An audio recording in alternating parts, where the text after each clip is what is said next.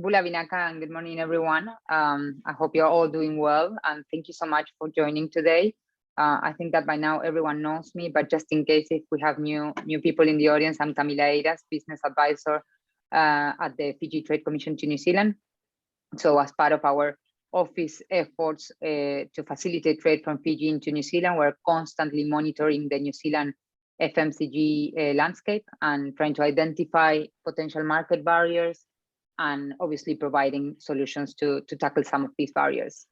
In terms of sustainability, I think we can all agree now that caring for people and the planet means more than just responsible sourcing and ethical manufacturing.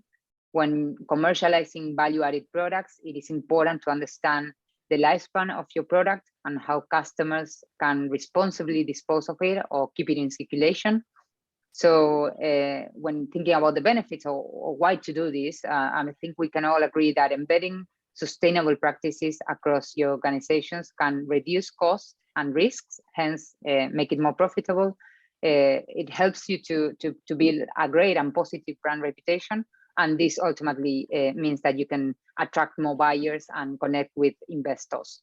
So regarding sustainable packaging, I think it's a topic we haven't previously explored, but we understand that given the current market and the New Zealand consumers' demand, it was very important to touch on it and to educate ourselves in this relevant topic. So to do so, and during the next hour, we will be able to hear from Nikki, who's the founder of Square One, who will help us navigate upcoming regulatory changes in the New Zealand market, best packaging solutions, and available options for reusability, repurposing, or recycling. And just to give a brief background in terms of Nikki, and I'll pass it on to her afterwards. She, as I said, she's the founder of Square One. Square One is an agency that helps design out waste and find circular solutions for the packaging throughout the entire value chain from beginning to end of the product life cycle. Nikki herself has over 20 years of multidisciplinary experience in sustainable development and innovation in food and packaging manufacturing and in industry trade organizations. So Nikki now is essentially a freelance packaging technologist with a sustainability lens, helping brands from startups to larger businesses to get into better packaging.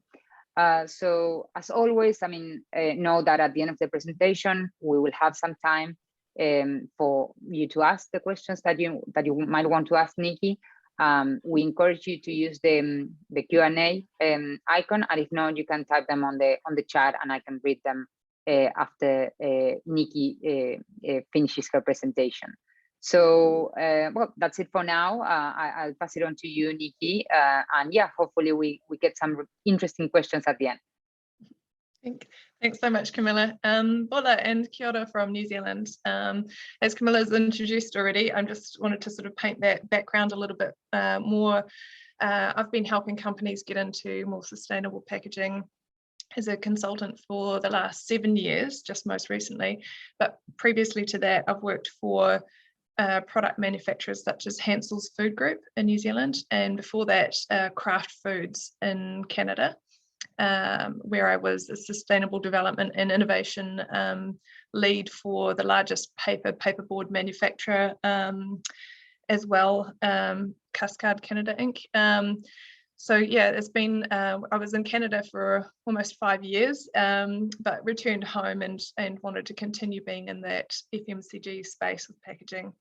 When I moved down to, I actually live in the Bay of Plenty, about 3 hours southeast of Auckland. And yeah, still wanted to be part of helping businesses with their packaging from a sustainability point of view. But I found the best way to help more businesses was to work for myself. So I'm pretty flexy in how I work. I also have a scientific and manufacturing background in polymers, so plastics, including biocomposite materials, so looking at regenerative alternatives. And I've also had experience working for industry trade organisations, including Plastics New Zealand and Waste Mins.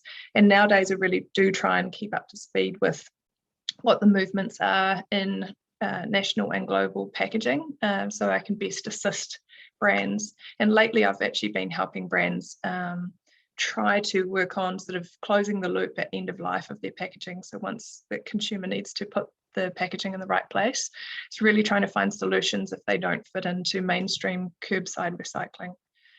So today I'm hoping to get you to start rethinking how you can package and sell your products in the future with less of an environmental footprint.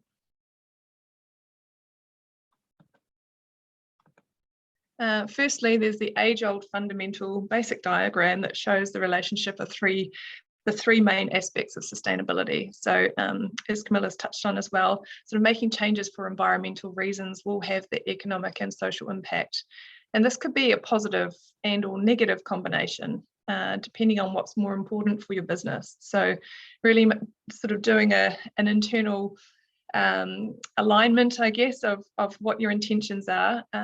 So for example, if you're not seen doing enough and having less recyclable packaging, for example, perhaps that will have a negative impact with your consumers, and being able to easily retail your products in stores where the demands from the retailers for better packaging are increasing. It may cost you a little bit more to switch to better materials perhaps, but inversely that could be better for the sustainability of your sales, you know, more commitment from consumers and more embracement from retailers. The next big sort of top level thing is to highlight how important it is to reduce our rate of consumption of materials and other associated consumables such as water, air and electricity, with less waste and the effect on the quality of these throughout the life cycle of the packaging. So we must assess where the materials are coming from, how they will be used, and then how long their lifespan is or can be. And then at the end of the life or the use from the consumer, how can that material hold the highest value to either be reused or recycled? And it's better to recycle into a like-for-like product. So let's say a bottle into a bottle if possible, or at least into an alternative product that may be durable and long life. Or perhaps it might be, in unique circumstances, returned to soil, perhaps in a biocircular system. When sourcing, just be wary of packaging suppliers trying to greenwash you intentionally or unintentionally. So be very, very, I guess, diligent in doing your homework. Dig deeper, ask questions from suppliers, and ask for things like certifications that they may have. There might be, you know, for paperboard, Forest Stewardship Council, that FSC certification, and how much recycled content perhaps is included. Are the materials food safe? Have they got proof of, you know, FDA certificates, for example? Shop around as well. Don't just lean on one supplier. Make sure that you're really trying to get the best supplier helping you with your needs. And very much the case of making sure that packaging functions and test it. To get a good gauge of where you're at, there are people like myself who can do a quick packaging audit, just assess what you have. Is it good, bad, and different? What improvements could you make in the future? Or if you're needing help on a very sort of big holistic level, assessing your overall eco footprint, there are the likes of life cycle assessment experts that you can use to look at what packaging you're in and what you can move into as well. Just be very careful that you do ask for, I guess, when they're doing their assessment and they're weighing up all those criteria, that they're really truly trying to look at the circularity as well. So how able are those materials able to get into a closed loop system, because ease of things like recycling makes that accessibility a lot better overall, so that we can look at the circularity and the carbon impact at the same time. So we're trying to shift away from a single-use linear model, straight from consumer use out to the rubbish, to a circular economy where there ideally is no waste. You've designed it out. that's pretty drastic and dramatic, but these changes on how to use your packaging for your brand won't necessarily be achievable in the first go. You may end up having to develop a short, medium, and long-term strategy to understand that it can actually be quite a journey. But it's not to overwhelm things, it's just to try and figure out how to take the first steps and know where you're trying to head in the long run. So what are the drivers? You know, obviously we know on a global level the need for getting into better packaging, but where I guess started on that packaging front quite formally was Ellen MacArthur Foundation's global commitment. So in the UK, an organisation that's really leading the way and trying to encourage others to do better. So in 2018, New Zealand and Australia both declared independent plastic packaging declarations. This has been a big driver. They've sworn that packaging is to be 100% reusable, recyclable, or compostable by 2025 or earlier. Now that's not very far away, with many businesses also making the same or similar commitments, some including particular levels of recycled content. So let's say a promise of at minimum 30% recycled content within their packaging. Government here has also been working on a national plastics action plan to help transform the way that we make, use and dispose of plastics in New Zealand. So those actions include phasing out single-use items. So that's the likes of straws, drink stirrers, produce bags and fruit labels, and hard to recycle plastics. So PVC, polystyrene, expanded polystyrene, and some degradables like oxo and photodegradables. Some of these will be phased out and banned as soon as January next year. There were 6 priority products, including plastic packaging, that have been listed and will be regulated under product stewardship schemes. So packaging schemes, for example, that have been set up to help ensure that people can be within a closed loop system, include voluntary schemes such as expanded polystyrene collections. But where there are schemes that don't exist yet, there is a window up until 2025 where there needs to be one in place before regulations are set. So if you have got products that are in problematic packaging, really jump on it and make sure that there is a way to either switch your packaging out or get into a product stewardship scheme that will manage your materials after the consumers have finished using them. New regulations will increase incentives for circular resource use of these products and place responsibility on producers to manage the end of a product's life. So this really, truly, I'm hammering it in, needs to be on your radar. How will your consumer be able to get your packaging into the right end of life stream for reuse, recycling or composting? Ministry for the Environment are also currently reviewing submissions based on their consultation that they've just done on the idea to standardise curbside recycling throughout the country. So at the moment, we've had sort of different regions taking different things because of the commercial reality of when they get the materials, they've got to find end markets for reprocessing them. But at the moment, they're just looking at how they could standardise and set the same recyclables throughout the country. So I've inquired as to how long they may take to make their minds up, and they're hoping by the end of the year that they may be able to give us some direction on what will and what won't be included. They're also talking about implementing a container return scheme. So this is mainly for beverage packaging. And they've recently consulted on this as well. So we may see a levy applied to the retail price of beverage packaging of 20 cents or more, and of which the consumers can get a refund upon returning. So that could be done through, taking back to a collection point where the deposit would be refunded to the consumer. They're just debating at the moment what that scope of inclusion may be. Will it be things like white milk bottles? Maybe not, but the long life Tetra Pak type UHT packaging may be included. They're also sort of fine-tuning how much that deposit actually will be and what the network for collecting the bottles and all the mechanics of the scheme is to be decided on. And then they'll need time, obviously, to develop all the legislation and regulations around it before they actually formally lock it in place. But potentially it could happen in 2025. And Ministry for the Environment have also announced their position on compostable packaging, which I'll get to a bit later. And there's a budget for of $50 million for plastics innovation and $100 million of infrastructure investment, which includes improving the way that we can automatically sort and separate plastic items. So right at the very beginning, where do you start when you rethink your packaging? So first, we start by defining what the purpose is by looking at aspects such as function.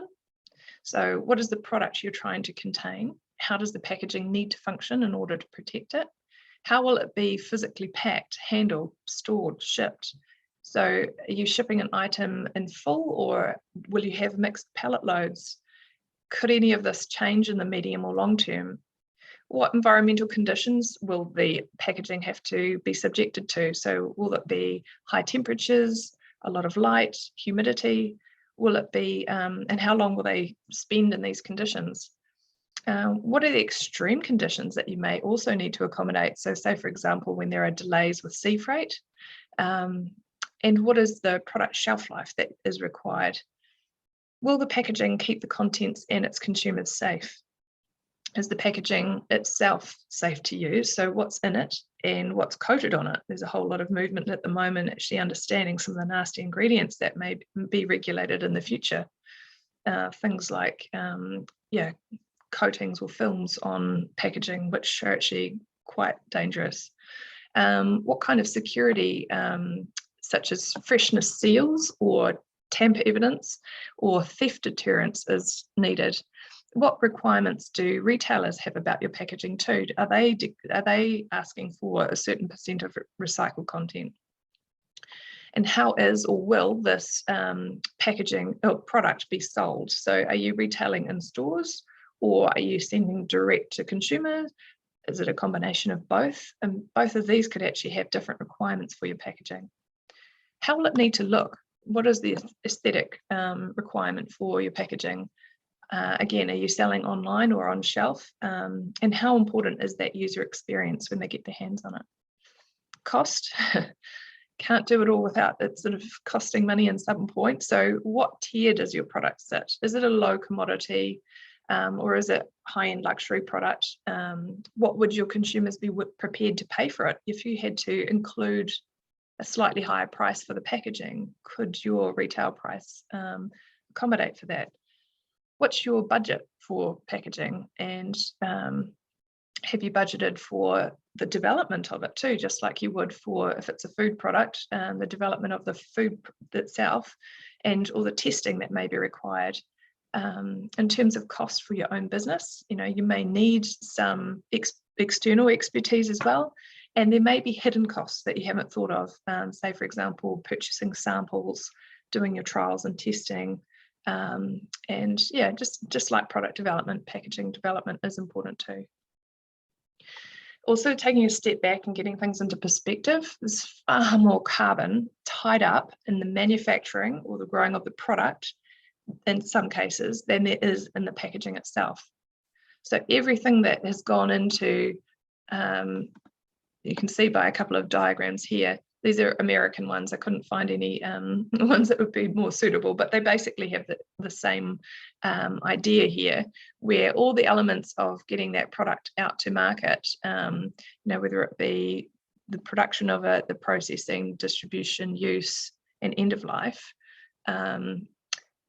they are sort of roughly the same. So this green one, the Annie's Health Food Snacks, is, versus a 1 gallon milk bottle, both of them have about sort of 40-50% tied up in the production of that product versus packaging, which is between 3.5 and 11% overall. So, and it's estimated that 1/3 of our food grown for human consumption globally is wasted. So there's way more emphasis on actually protecting that product rather than the packaging. But, you know, and so the example of a cucumber, only 2 grams of that plastic around a cucumber can extend the shelf life by 11 days.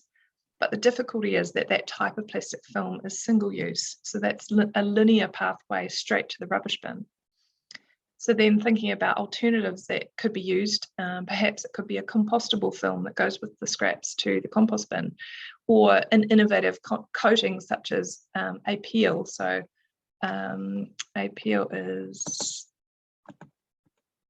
like this, where they put a coating on the fruit and it slows down the degradation of the fruit.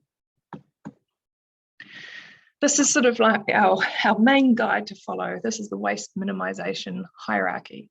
So we need to shift our consumer behavior away from relying on the single-use packaging from non-renewable resources and put more emphasis on completely rethinking the way that we sell products. The biggest impact we can have is in order of priority. We need to be sure that we're putting effort in to solve the bigger problems than leaning entirely as a first starting point on recycling or composting. Could you get rid of your packaging altogether, completely? Maybe not, but actually maybe. If you rethink the way that you sell your products, so if your products are sold in retail stores, do they have to be packaged? Could they be like the Lush soaps where it's actually sold without packaging, or refill stations where you could supply retail stores in bulk?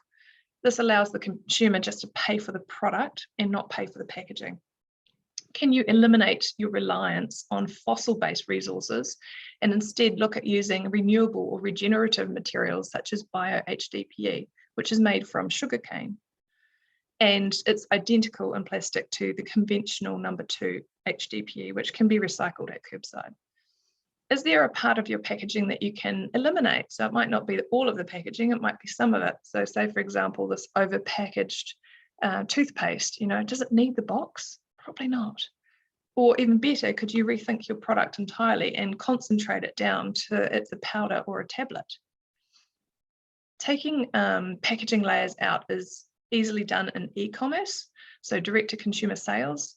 You could take the secondary package, the box, out and actually pack the goods directly into the shipping cartons, which are perhaps a little bit more invested in. So you get that lovely user experience and save the cost of your primary or secondary packaging altogether. There are various ways that you can make your packaging related reductions. So you could switch your packaging material type or design so it takes up less space. So I know this isn't a product necessarily, but you can also think of your packaging coming in. So asking your suppliers to make sure that they're sending you condensed down packaging. So Bonson, years ago, this is a very old photo that I had from many moons ago, but you know, went through the exercise as a supplier to be more efficient. So they managed to get their cups down to a box of this size for the same quantity. You know, pushing back on your suppliers on how they can do better for you as well. Is it a case of reducing the size or thickness of your packaging, being careful not to compromise its function, or reduce the size of the product itself, making it more compact or concentrated? So say, for example, instead of a spice paste, perhaps it could be a powder, you know, that you add oil or water to. Looking at how you pack and stack products to take up less space on a pallet, and creating extra SKUs. Perhaps you actually launch a pouch for refilling a more robust keepsake container like the tea. Look at sourcing closer. So wherever you can, that will have less carbon emissions to ship to you. But at the same time, look at how the packaging is made. Could you even do something really different where you share packaging with another manufacturer in Fiji? Perhaps it could be totally different product, but you could end up utilizing economies of scale. So, you know, your price point and the shipments. It could be that you're actually sending full container loads. You're bringing those in and sharing the goods inside. Could you do things like print your packs together? If you're running pouches, use the same supplier and order as a group run. It might be that they just have your artwork running first, and then you know, another company's running back to back in one production run? Or, you know, could you, those glass, let's say if you share a shipment of glass jars, you know, perhaps you just apply the labels yourself to be bespoke. Could you do something totally different and ship bulk product to New Zealand and then have a co-manufacturer fill into packaging? So it saves you on actually shipping all the finished packaging originally and sending a lot of air around them. And there may also be less need for extra protective packaging to protect those products while they're shipped. The next tier down is reuse, and there are 4 main types of reuse. So it's getting the consumers to refill at home, refill on the go, returning it to the brand to by either having it picked up or having it returned on the go, and those would go back to the company to refill or recycle. And the ones on the left are refilled by the consumer, and then the ones on the right are sent back to the company to refill. And although reusable packaging may have higher initial costs, long term it can actually work out to be significantly cheaper by reusing and reusing that packaging. I understand from Fiji it might not be, it might be very tricky, if not impossible, to get into a reusable system, but maybe there's other things that you could reuse. It may be that you could reuse crates, and you know, for imports and for exports and imports, you know, those crates could actually have a system that as businesses together you join a system and it works out better for all of you. Could be things like, instead of using plastic pallet wrap, you know, using reusable wrapping around the pallets, which is starting to become more popular. There's systems as well where you may end up selling your products into restaurants or, you know, food service perhaps, or retail stores where they're encouraging their consumers to use reusable packaging. There is technology now that's getting developed, which is a little bit like a library borrowing system, you know, using an app that you can check in and check out packaging. So exploring some of these new ways of dealing and eliminating and reusing packaging is super important. Another idea is encouraging reuse of your packaging by repurposing, so having a different application for that packaging. It might not be always taken up, it might just be the odd bit here and there, but as long as we are trying to stretch out that lifespan of the materials to begin with. The collection wise, will your products fit into mainstream curbside recycling or be able to be put into receptacles out and about in public spaces? Or will they have to be carefully handled into particular or perhaps less accessible end-of-life streams like Terracycle? Now, Terracycle can be expensive. It's sort of like a last port of call, I believe. And there are ways that I'm helping brands get their packaging, if it is difficult to recycle, having a very transparent, clear way on how we can close the loop and be very transparent. So say, for example, I've helped a cosmetic brand with their frosted little makeup jars go back into their reuse system so they can collect them back, wash them out, refill them. And if they, upon inspection, if they're too cracked to be refilled, they actually go into a glass crushing system that glass sand is used for roading aggregate or filtration sands or sandblasting sands. So it's trying to truly have that transparency as to where that material goes at end of life. So here in New Zealand, we have great, I'll just flip back, accessibility for rigid, clear, number 1 PET, number 2 HDPE plastics, and number 5 polypropylene.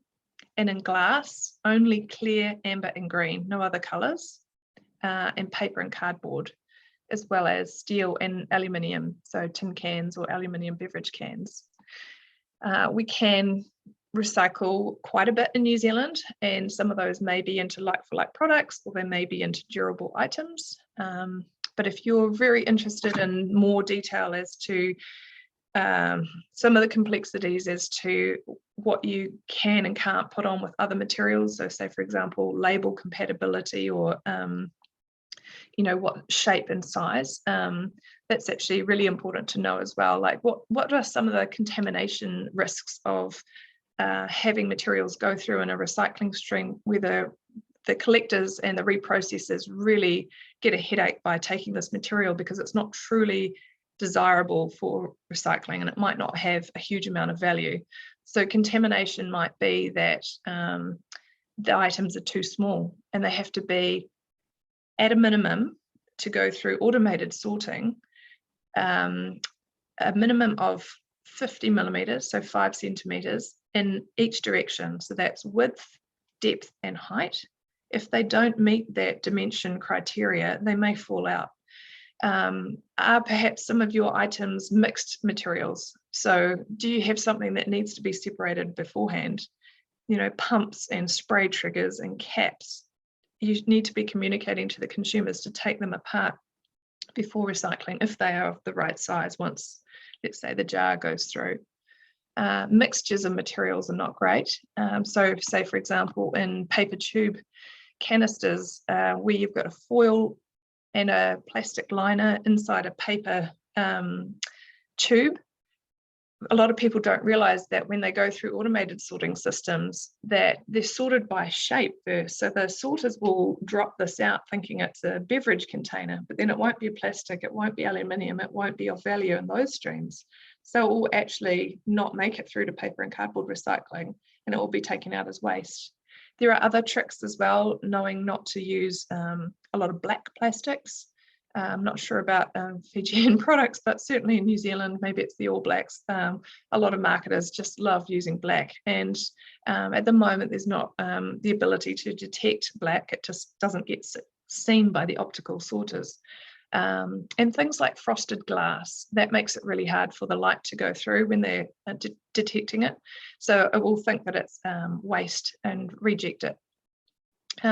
Again, sort of, any compatibility with the right types of labels. Make sure that you're checking in with your suppliers to use the appropriate types of labels that either will wash off or will be able to melt down with the product or recycle through. Don't use things like shrink sleeves around, especially beverage packaging. That's really problematic. If you've got flexible pouches or bags, they may require certain barrier properties, rigidity. Make sure that you're working with or shop around for the right type of alternatives that might be either, it might be actually bio-based material, or it might be one type of material rather than lots of different types sandwiched together. And there may be things inside that might be problematic. So say, for example, in the pumps or different spray pumps, and there may be springs or ball bearings or both, which are really problematic too. Also, what's really problematic in recycling streams is compostable or biodegradable materials that shouldn't be in a recycling stream. One little bit can be quite detrimental. And inversely, on the composting side, recyclable items going into composting can be problematic too. So Ministry for the Environment have recently released their position statement on compostables, saying basically that as long as compostable packaging stays in a very closed loop, so that might be in institutional, food packaging, direct food contact, might be hospitals or institutional commercial kitchens or in events where all that material can be controlled and through pre-approval with commercial composters handled very safely, maybe it will be okay. Or where the plastic may stay within with that product and go, let's say, a fruit sticker or a tea bag, for example. If it's pre-approved and certified, it may be okay in the future, but right now we're getting recommended not to lean on compostable packaging because we don't have the infrastructure to collect, and the risk of contamination is actually too high. Further down is the sort of trying to collect anything residual. So can any materials be recovered? So, it's kind of a last resort. It's either trying to get energy out of the materials. And we're not leaning on that in New Zealand as a first port of call. We're not sort of prioritising that. It may be applicable for some situations where it's the very last of some materials after they've been, reused, recycled. Maybe there's a bit of energy that could get out of them, but or if they go to landfill, perhaps capturing that gas. But what is really quite scary, or plastic items before they get to the ocean, sort of there's organisations that can collect up anything within 2 kilometres of the sea that, create ocean plastics for packaging manufacturers to use. These are not sort of sustainable solutions that we should necessarily be encouraging necessarily. The aim of the game at the very foremost is to minimise that waste, to turn off those taps. And also some companies need to stop validating packaging and packaging going into landfills as saying, oh, it's okay, it's a carbon sink, so it's all been locked up and we'll access it later.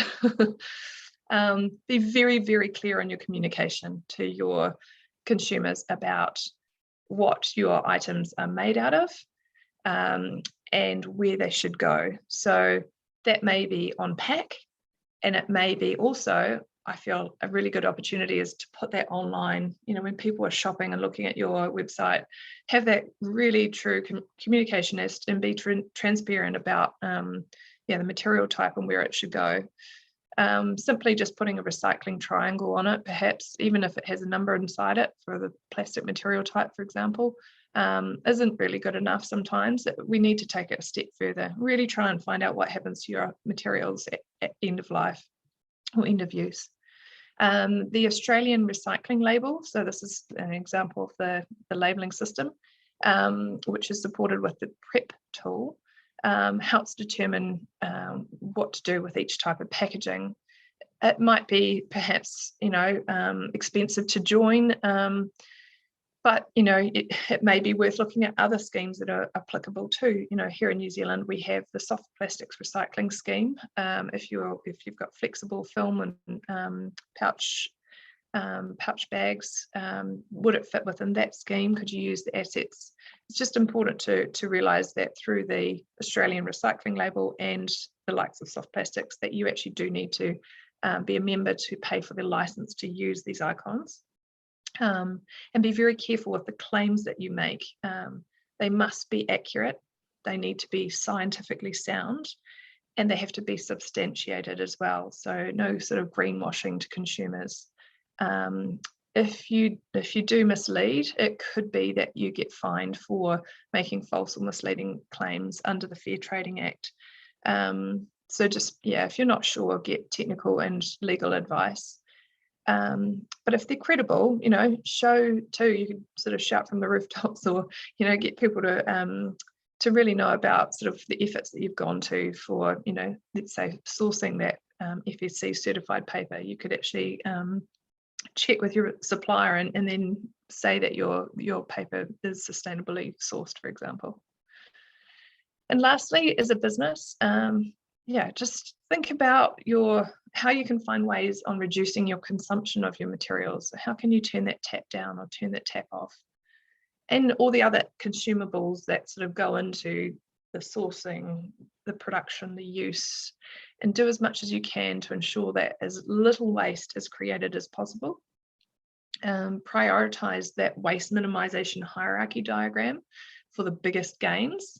That might be long term, that you're sort of looking further up that hierarchy, but maybe in the short term, you might really try and truly make sure that your packaging is recyclable before you look at reuse and elimination. Try to retain that highest value of that material that you do use for as long as possible, and design with the end in mind. Understand that end of life infrastructure that your packaging will fit into. Is it easily accessible by most consumers? If you need expertise to help guide you or point you in the right direction, and it may be that you need help sort of closing the loop at the end of life through a product stewardship scheme, if your packaging doesn't fit within sort of mainstream curbside recycling, for example, reach out and be happy to help. And yeah, that transparency as to where your materials end up. Do as much as you can to communicate that out to the consumer. So where the materials are sourced from, your manufacturing efforts perhaps, and that might be through, you know, going through B Corp certification, for example. That might be another thing on your sustainability strategy that you design in for longer term to sign up for B Corp cert. Put clear end of life instructions on the pack. And just as a final note, I'd really like to encourage you to sort of stay tuned to what's happening in terms of regulations here. You know, you may be able to get updated through Camilla, but there's also other industry organisations as well. Perhaps that's Plastics New Zealand, the Packaging Forum. You know, if you're producing cosmetics goods, for example, Cosmetics New Zealand, I'm just hoping to start a project with them about, we're just scoping potentially implementing a system that's used in the US and Canada currently, and they're expanding worldwide, to be able to return packaging to stores or mail it back to certain locations where that packaging could actually be recycled, perhaps. So, you know, there's some really interesting activities going on. So stay in the loop and see what you can do between yourselves as well. What can you do with, you know, other Fijian businesses? And I think at the end of the day, we'll get much further, much faster if we work together to reach common goals and targets. So that's all from me. Great, thank you, Nikki. Yeah, thank you so much for sharing that presentation. I think that some of the attendees and even myself, we might be a bit overwhelmed with the amount of information, but it's definitely, as I said, a very relevant topic and something that, as you well said, I mean, yeah, when you're creating or producing or manufacturing a value-added product, you need to consider all steps, and you can just put it out in the market and not take any responsibility in terms of what's happened afterwards. So I have a couple of comments, but I'm yeah, seeing that Michael and I have some comments on the box as well. I'll maybe start with before moving to the chat. I'll start with a couple of questions from my end that I picked from throughout the presentation. In terms of the return to go, I mean, when we're talking about reusing, you know, reusable packaging, and you sort of described that an option could be, you know, the return on the go. Are there any systems in place in New Zealand that can be suitable for products coming from overseas, or those systems in place are usually exclusive or only available for New Zealand brands? Are there more generic systems, or? This will be very interesting to hear the feedback from the consultation that they're doing at the moment for those container return schemes. So the beauty of having that container return scheme, I guess, although it is a bit debated as to whether or not they're good, bad, or indifferent, is the ability to eventually have consistent standardized packaging, perhaps, that could actually fit into reuse systems. So it might be that, you know, containers from Fiji come over, but they're the same as containers that other New Zealand businesses use. It might be a beer bottle, it might be a milk, you know, some sort of juice bottle, for example, and they may go through, you know, potentially for washing and redistribution as part of mainstream packaging for whoever in New Zealand wants to reuse it. You know, it may be a one-way sort of thing, but it may clip into a system here. It'll be really interesting to see also, as I said, sort of, you know, what might qualify for recycling, what can people return and get money back for. But yeah, just in terms of implementation, there's nothing at the moment that has been set up. This is what they're planning, and it will be just, yeah, interesting to see how it may hit for importers or as a, you know, exporting from Fiji, what you may be required or regulated into having to pay as well. So yeah, just sort of watch the space. It will be very interesting to see whether or not yeah, it will fit in, or if you'll be regulated in some point in way. It's a little bit like buying tires for vehicles at the moment. So there is now a levy that's applied when you first buy new tires. You actually have to pay for that end of life disposal of that tire. So that just sort of helps cover how they're going to dispose of them later on. And in terms of Australia and New Zealand, obviously you mentioned this work that obviously it's happening for both markets, and they're working together, and there are certain organizations that obviously address both markets. But is there a clear, I don't know, I guess the standard between the two countries? Because obviously I'm just thinking, even in terms of exporters, let's say a New Zealand company wants to export to Australia, or Australian company coming into New Zealand. And from a Fiji perspective, if they're thinking of these two main markets for Fiji, is there a common standard? I mean, you did mention some, but I'm just curious to confirm this. Yeah, I think from what I've heard, most of the things are very similar. There's the odd bit that's a little bit different in each. So depending on what the packaging is, it'd be very good to sort of double check that, and that might be through the likes of getting in touch with APCO, so that's the Australasian Packaging Covenant organisation, or it might be like the Packaging Forum here in New Zealand. There may be organisations that might be best suited to just double check to see if the packaging is suitable in each for end of life sort of recovery. But I think most of the time we have New Zealanders that sit on boards and committees within the groups. So we're trying to get alignment for Australasia in general. It doesn't make sense that we're just focusing on selling separately, and it just doesn't work. We've got to think of the Australasian sort of everything, well, even globally ideally, so that our export markets don't have different packaging requirements. Yeah, thank you. I think I'll move to some of the questions here on the panel. So Michael asked about the price comparison between recyclable versus traditional packaging, if there's any data available, or any resources that maybe they could look into it. Yeah, really depends on what that packaging is, to be honest. And I think for the most part, if you're going with sort of standardized types of packaging, I don't know if it would need to be a bottle or something, a box, or what type of packaging, but and it depends too how you could do things. There are ways that you can minimize your costs through different ways of that packaging depending on the design of it. So be happy to help offline and try and troubleshoot to see what barriers you may have, because it could be that you're just trying to work with one supplier, maybe that's not being, giving you many options, but there could be a totally different way of packing your products that could work out better in the long run economically. And this one is quite interesting, and I had another question related to this. So he asked if there's any evidence of how consumers respond to recyclable packaging, and will they reward companies for investing in better packaging solutions? I mean, quite apart from regulatory aspects. But yeah, in terms of the consumers respond, I'm quite curious about that as well, because you mentioned communication and the importance of sort of like educating the consumers in terms of what to do with the product. So yeah, any comments on that?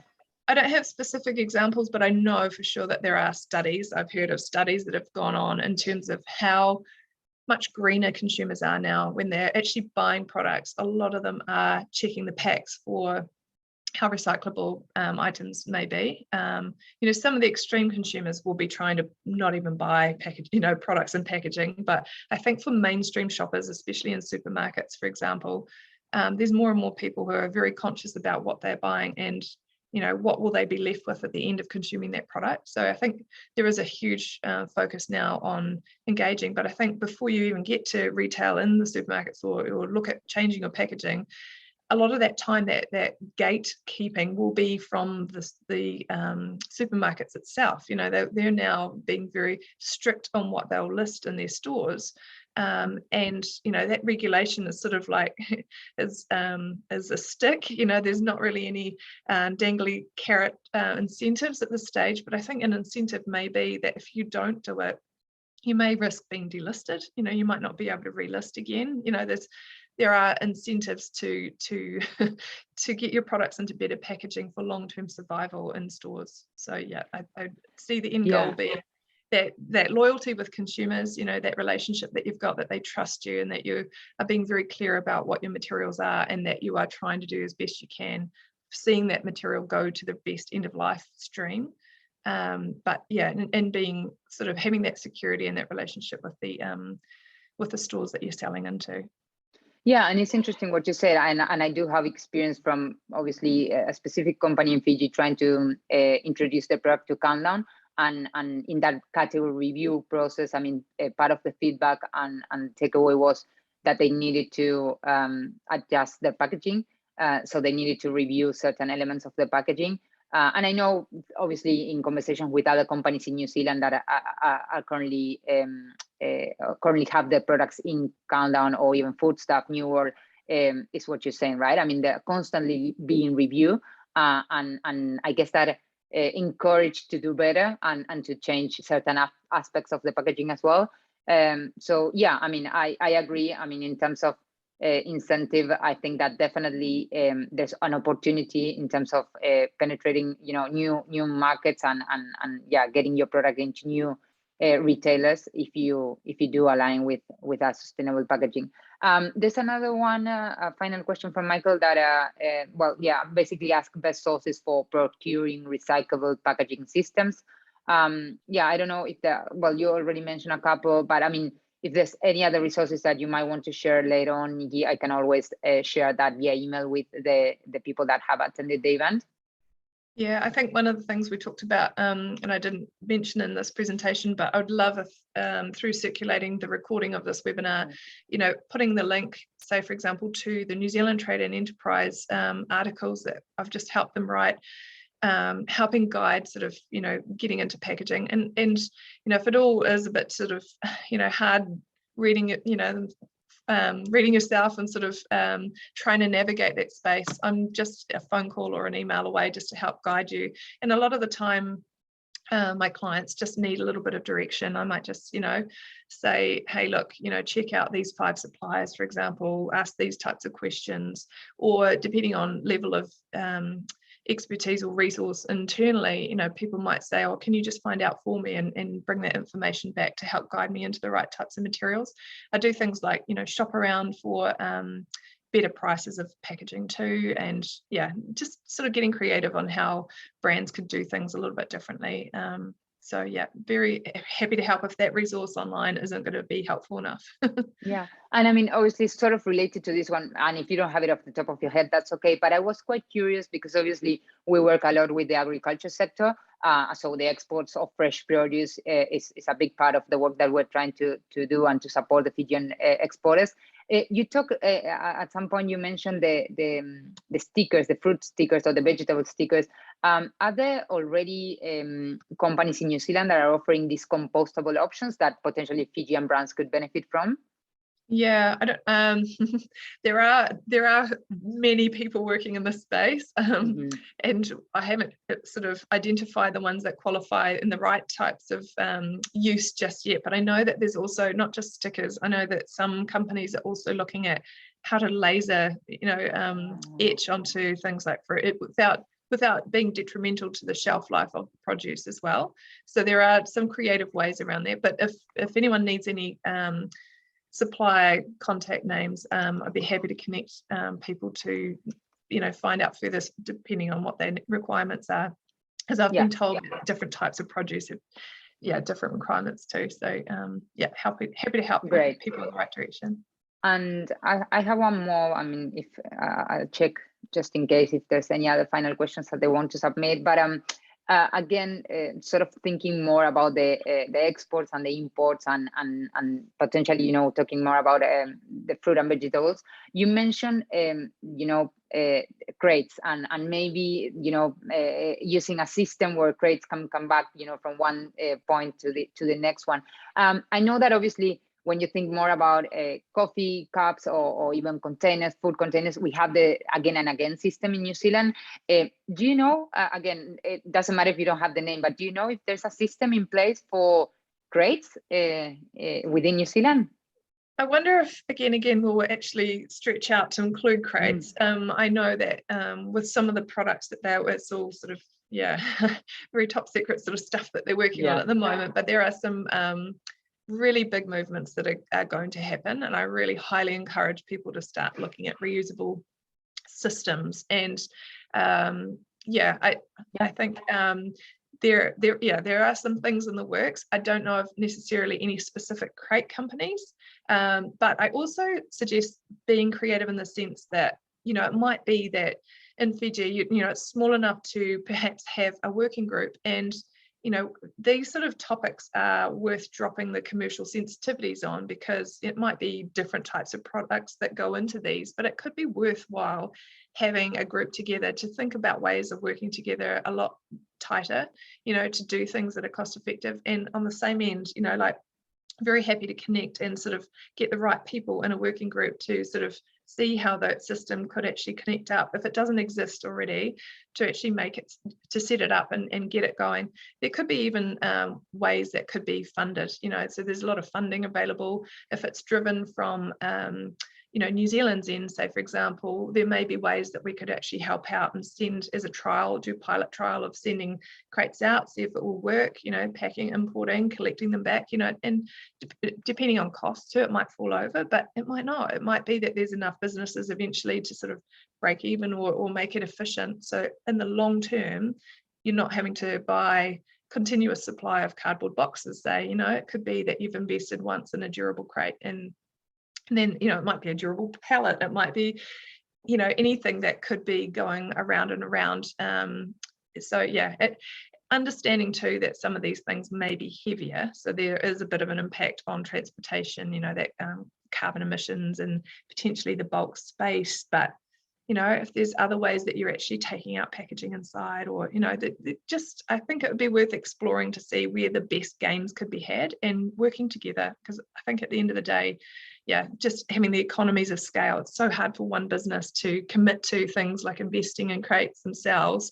It should be throughout a system where maybe there's a third-party company that owns the crates and you're borrowing off them. It could be a sort of more commercial or industrial check-in, check-out system that No, definitely. And I think that, the message that you keep repeating, and I think it's great, that it has to do with collaboration. And I think that keeping, information for yourself, you're only losing if you do that. In this space, I think that, collaboration is key, and having that open conversation, because as always, it might be the case that, the problem that you're experiencing is something that someone else has already experienced and has already gone through, and, you can obviously benefit from that open communication. So I think, Nikki, we don't have any further questions at this stage, but obviously, as always, I encourage any of the attendees, if you do have any further questions, or if you want to connect with Nikki, I will share after the session the recording. As Nikki said, I will share some of the resources already available in New Zealand, so you can have a look, and share her contact details again, so you can reach out if you're interested in continuing this conversation or getting her advice or her services. But I thank you very much, Nikki. I think, it was a great session, very, very rich in new content for us. Thank you so much for your time, and thank you everyone on the other side for joining and for being, obviously participating and engaging in the conversation. And thank you so much again, Nikki, and see you everyone in the next time. Thanks so much, Camilla, for the opportunity. And I feel like maybe we just add a few links in. I see Nicole's added a few little bits of info too, and we can have that, if you don't mind circulating that with your recording of the webinar as well for future resource. So excellent. Yeah, for sure. Anyway, thank you so much, Nikki. Again, everyone, thank you. And we'll be in touch soon. Have a great day. Thanks, same to you.